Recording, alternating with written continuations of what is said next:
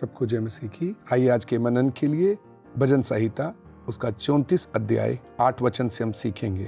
परख कर देखो कि यहोवा कैसा भला है, क्या ही धन्य है वह पुरुष जो उसकी शरण लेता है। हम सब परमेश्वर पर विश्वास करते हैं, हमने उद्धार पाया है, लेकिन कई बार हम परमेश्वर को ना जानने के कारण अपने जीवन की परिस्थितियों से परेशान और दुखी हो जाते हैं। परमेश्वर को जानना और परमेश्वर के बारे में जानना दोनों दो है। हम परमेश्वर के बारे में वचन के द्वारा जान सकते हैं, या कोई वचन प्रचार करते समय हम परमेश्वर के बारे में उधर से भी कुछ बातों को जान पाएंगे। लेकिन असली में आप परमेश्वर को अपने अनुभव से जब जानते हैं तब आपका विश्वास और बढ़ जाता है। और सबसे ज्यादा एक व्यक्ति को परमेश्वर को अपने कष्टों के द्वारा जानने का मौका मिलता है। और जब आप अपनी मर्जी से परमेश्वर के हाथ में अपने आप को सौंप देते हैं तब आपको परमेश्वर से कोई भी शिकायत नहीं रहती है। परमेश्वर हमारे साथ किसी बात में जबरदस्ती नहीं करेंगे। वो चाहते हैं हम सब वचन को समझते हुए अपने आप को उनके हाथ में सौंप दें। जैसे दाऊद ने चलते चलते परमेश्वर के बारे में जाना और परमेश्वर के बारे में जानते हुए उन्होंने अपने आप को परमेश्वर के लिए देना शुरू कर दिया। जब अबशलोम दाऊद का बेटा जिसने अपने भाई को मार डाला था, उस बात के कारण दाऊद उसके साथ आगे चलना नहीं चाहता था, लेकिन अबशलोम ने दाऊद के खिलाफ विद्रोह कर दिया। उस समय दाऊद चाहता तो उसके साथ युद्ध छेड़कर उसको हरा सकता था, लेकिन दाऊद ने उसके साथ युद्ध करने की जगह अपना महल छोड़कर वो जंगल में चला गया। रास्ते में उसको शाऊल का रिश्तेदार मिला जो उसको कोसने लगा। उसने बोला, तुमने शाऊल को मारा है, इसी कारण तुम्हारे साथ भी ऐसा हो रहा है। क्योंकि संसार को नहीं मालूम मसीह लोगों के जीवन में परिस्थितियां क्यों आती हैं। संसार अपने तरीके से उन बातों को समझते हैं। सेनापति दाऊद को बोलने लगा, राजा, ये मरा हुआ कुत्ता राजा के खिलाफ बोल रहा है, अगर आप कहें तो इसको मार दिया जाए। दाऊद ने बोला, परमेश्वर इसका मुंह खोला है, जरूर इन बातों के विषय में भी परमेश्वर मेरे लिए भलाई ही करेगा। जब आप वचन को समझते हैं तो आप परिस्थितियों के लिए अपने आप को खुद देना शुरू कर देते हैं। यही दाऊद बोलता है, अगर मुझे मौत की वादियों में से भी गुजरना पड़े, मैं किसी हानि से ना डरूंगा।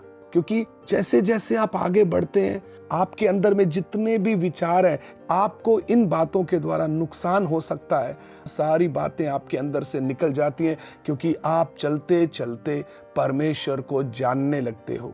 जरूर आपको चलते समय समस्याएं आएंगी। आप एक वचन पढ़कर देखिएगा, इब्रानियों 5 अध्याय 14 वचन से, पर अन्न सियानों के लिए है, जिनके ज्ञान इंद्रियां अभ्यास करते करते भले बुरे में भेद करने के लिए पक्के हो गए हैं। तो हमारी ज्ञान इंद्रियां अर्थात हमारी समझ धीरे धीरे इन बातों को सामना करते करते समझना शुरू कर देते हैं, या उन बातों के पीछे परमेश्वर की योजनाओं को समझना शुरू कर देते हैं। उनको पता चल जाता है, पहले जो कष्ट आया उसके द्वारा मुझे क्या सीखने के लिए मदद मिली, या अभी जो मेरे जीवन में कष्ट आ रहे हैं उनके द्वारा प्रभु मुझे क्या सीखने के लिए मदद कर रहे हैं। धीरे धीरे एक विश्वासी आगे बढ़ता है और आप चलते चलते बहुत कुछ परमेश्वर के बारे में सीखते हैं। जरूर अभी जो आपके जीवन में समस्या चल रही होंगी या चल रही है, आपको अच्छी नहीं लग रही होंगी, आप उसमें उदास और परेशान होते हुए टूटते जा रहे हैं, लेकिन प्रभु का आत्मा बोलता है, जो इस समय आपके जीवन में समस्याएं चल रही हैं, इसमें शोक की बात दिखाई तो पड़ती है, लेकिन जो इसको सहते सहते पक्के हो जाते हैं, अंत में चैन के साथ धर्म का प्रतिफल मिलता है। तो जरूर चलते चलते प्रभु आपको उसके बाद बड़ा प्रतिफल देगा। अबशलोम ने जो विरोध किया, आप वचन पढ़ने से आपको मालूम चलेगा। एक समय आया, अबशलोम और दाऊद के सिपाहियों के बीच में एक युद्ध छिड़ गया। दाऊद नहीं चाहता था अबशलोम को कोई नुकसान पहुंचे, तो भी अबशलोम के बाल बहुत बड़े होने के कारण वो एक झाड़ी में फंस गया। तब दाऊद के सिपाहियों ने एक लकड़ी लेकर उसके छाती में घुसा दी, जिसके कारण अबशलोम मर गया और दाऊद फिर से अपने सिंहासन पर आ गया। और जो व्यक्ति दाऊद के खिलाफ बोल रहा था, दाऊद के सिंहासन पर बैठने के बाद वो व्यक्ति भी आकर दाऊद से क्षमा मांगा और दाऊद के साथ चलना शुरू किया। मेरे प्यारो, आज जो परिस्थितियां आपके जीवन में चल रही हैं, जरूर एक समय आएगा परमेश्वर इन परिस्थितियों को बदल देगा और आपको परमेश्वर दाऊद की तरह एक ऊंचे सिंहासन पर बैठने का मौका देगा। लेकिन हम इन परिस्थितियों से अगर भागते रहेंगे, हम कभी भी उस हालत में पहुंच नहीं पाएंगे। आप यूसुफ के बारे में भी समझिएगा। यूसुफ कितनी बार अपनी परेशानियों से भागने की कोशिश किया। यूसुफ को जेल में डाल दिया। उधर भी राजा के कर्मचारी के द्वारा यूसुफ निकलने की कोशिश किया, लेकिन परमेश्वर उस राजा के कर्मचारी को वो बात भुला दिया। क्योंकि आपने अगर इस परमेश्वर के सामने समर्पण किया है, आप इस परमेश्वर की इच्छा के अनुसार चलना चाहते हैं, तो जब तक परमेश्वर का कार्य पूरा नहीं हो जाता, परमेश्वर आपको वचन के द्वारा कसौटी पर कसता रहेगा। जब आपके जीवन में परमेश्वर का कार्य पूरा हो जाएगा, प्रभु परिस्थितियों को बदल देगा। भजन संहिता में भी प्रभु का दास दाऊद के द्वारा प्रभु का आत्मा बोलता है, कई बार वो हमारे सिर से गुड़चरों को चढ़ने देता है, कभी हमें जाल में फंसाता है, कभी हमें आग और पानी में से लेकर चलता है, अंत में वो उबार कर हमें सुख से भर देता है। आग का काम क्या है? सारी गंदगी को जलाना।